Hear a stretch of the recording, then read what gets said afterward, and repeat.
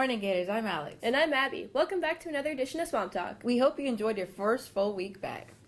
Gators, next week, theater is going to be performing a musical, Little Shop of Horrors. Tickets are on Rycor and can be found on the school website. Tickets cost $15. Speaking about the performance, Phoebe put together a segment interviewing the actors on set. Okay, I'm Charlotte, and my role is Chiffon, and I'm also the choreographer.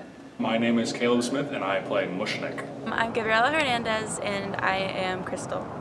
I'm Harrison Petruno, and I play Seymour Krellborn. Put in, I want to say around 16 hours a week, maybe more than that, depending on tech week. So, yeah. An insane amount. I cannot keep count of it. A lot more than regular shows like the Straz and Broadway and everything. We have rehearsals 3 days a week from 2:33ish to 6, so that's 9 hours at least a week, and then that's not even counting the time I put in outside of school just to make sure everything's good. It's a really fun musical. It's a classic. It's about a plant eating people, so I think that's kind of fun for some people if they like that kind of stuff.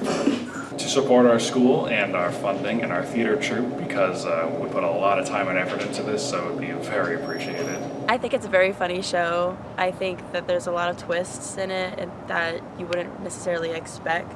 It's a classic in terms of just musical theater and just media in general. It's really good. As the year goes on with the musical, people become more as a family, and we just start getting really close to each other, and it's really fun to see the development through everything. The community that we've put together, just the family that we've all created, and how close we've all gotten with one another, it's really nice. My friends in there, I think the kids make it a lot more exciting than it usually would be if it was with people you wouldn't know. Just getting to work with a bunch of people that I enjoy working with. Everyone in the cast is super cool. Everyone knows their job and gets it done well. Probably chaotic. Creepy. Exciting.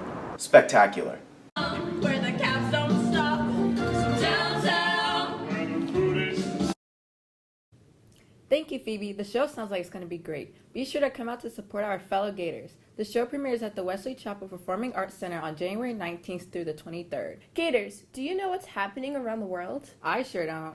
Well, you're just in luck. Emily put together a segment informing us on what's happening around the world.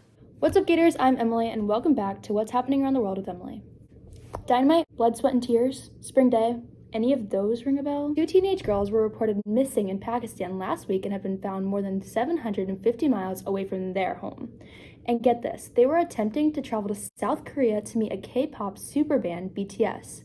During a search of their homes, police found a diary that revealed their plans to travel to South Korea to meet the well-known supergroup.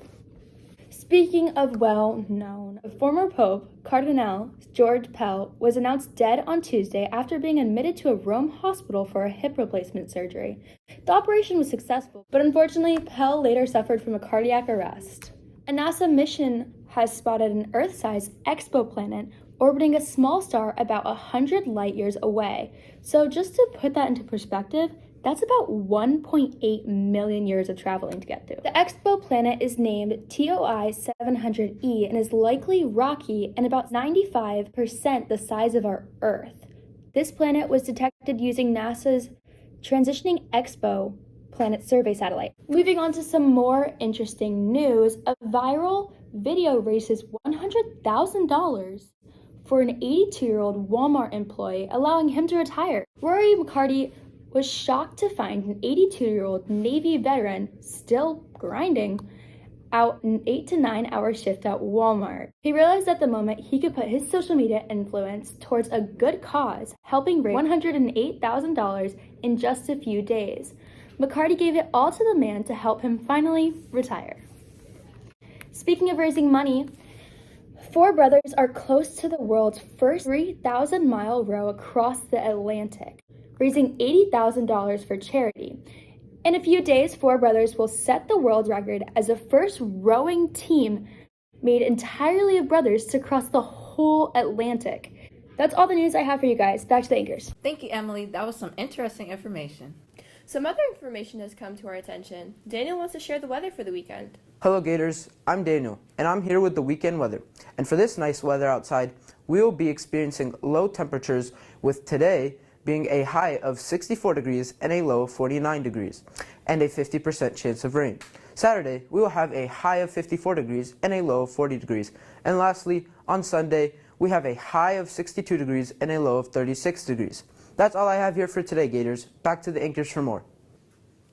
Whoa, it's gonna be a chilly weekend. Gators, make sure you put on a coat and turn up the heat. You know who else is turning up the heat? Our Gator basketball team. Nicole has interviewed our future stars in the making. Let's get to her.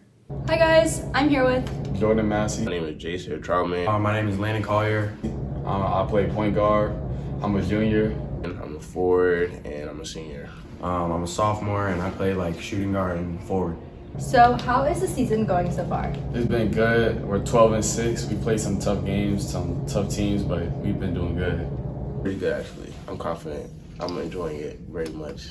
Hey, who doesn't like taking dubs? You know what I'm saying? But nah, I like it. It's going good. I like my guys. You know what I'm saying? We're making it work. We're making it happen. It's been good.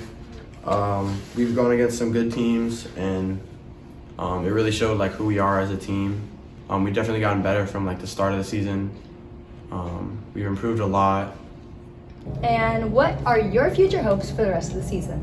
To just go to States and just have a good rest of the season with my team and stuff. Just lead us to States. Shoot, go States. That's what it is. Go to State. That's the ultimate goal.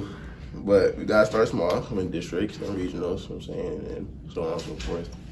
I think we can go, like, I hope we can make it as far as we can go, like, in the playoffs.